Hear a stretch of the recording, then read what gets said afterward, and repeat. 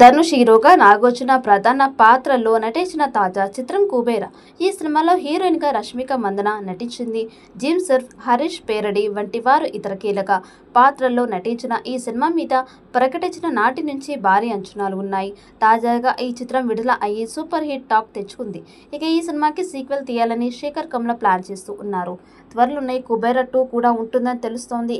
కుబేరా కథ విషయానికి వస్తే నీరజ్ మిత్రా ఒక వ్యాపారవేత్త ఒక ఆయిల్ రిగ్ ప్రభుత్వం నుంచి దక్కించుకోవడానికి 1,00,000 కోట్లు లంచం ఇవ్వాల్సి రావడంతో ఆ లంచం ఇప్పించేందుకు తప్పుడు కేసులో జైల్లో ఉన్న సిబిఐ ఆఫీసర్ దీపక్ ని బయటకు తీసుకువస్తాడు. ఆ 1,00,000 కోట్ల లంచాన్ని పంపిణీ చేసే ప్లాన్లో భాగంగా దీపక్ నలుగురు బిచ్చగాళ్లని తీసుకువచ్చి వారి పేరు మీద అకౌంట్లు ఓపెన్ చేసి పంపిణీ మొదలు పెడతారు. అందులో ఉన్న 3 బిచ్చగాళ్లు పని పూర్తి చేసిన తర్వాత చంపబడిన తీసుకువచ్చిన మరో బిచ్చగాడు దేవా మాత్రం అనుకోకుండా మిస్ అవుతాడు.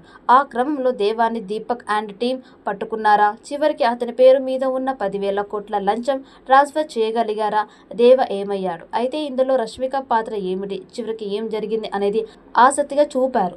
ఈ సినిమా శేఖర్ కమ్ల అనౌన్స్ చేసినప్పటి నుంచి ఈ సినిమా మీద ఒక రేంజ్ అంచనాలు మొదలు అయ్యాయి. ఎందుకంటే శేఖర్ కమ్ల జనరల్ గా సాఫ్ట్ లవ్ స్టోరీస్ లేదా సమాజానికి ఏదైనా మెసేజ్ ఇచ్చేలాంటి సినిమాలే చేస్తూ ఉంటాడు. అలాంటి ఆయన క్రైమ్ డ్రామా చేస్తూ ఉన్నాడు అన్నప్పటి నుంచి అసలు ఈ సినిమా ఎలా ఉండబోతుంది అని అందరూ ఎదురు చూశారు. దానికి తోడు ధనుష్ బిచ్చగాడు, నాగార్జున సిబిఐ ఆఫీసర్ అంటూ బయటకు వచ్చిన తర్వాత అసలు ఏంటి కథ చేయబోతూ ఉన్నారు శేఖర్ కమ్ల అని అందరూ ఎదురు చూశారు. అయితే ఒక రకంగా ఇది శేఖర్ కమ్ల మార్కుతో రాసుకున్న crime drama with social message elements. నిజానికి కార్పొరేట్ వ్యవస్థ చేస్తున్న అవినీతి చుట్టూ ఈ సినిమా తిరుగుతోంది. కానీ ఏ విషయంలోనూ లోతుకు వెళ్లకుండా పైపైన డిస్కస్ చేస్తూనే సినిమా మొత్తం నడిపించాడు. సినిమా ఫస్ట్ హాఫ్ అంతా ధనుష్ పరిచయం, ధనుష్ నాగార్జున ప్రయాణం, తర్వాత అది ఎలాంటి మలుపులు తిరుగుతోంది అనే ఆసక్తికరంగా రాసుకున్నాడు.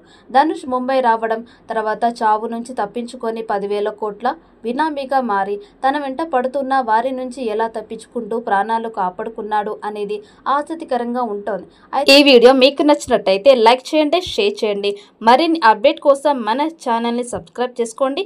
ఈ వీడియోపై మీ అభిప్రాయాన్ని కామెంట్ బాక్స్లో కామెంట్ చేయండి. నోటిఫికేషన్ కోసం పక్కనే ఉన్న గంట సింబల్ని గట్టిగా నొక్కండి.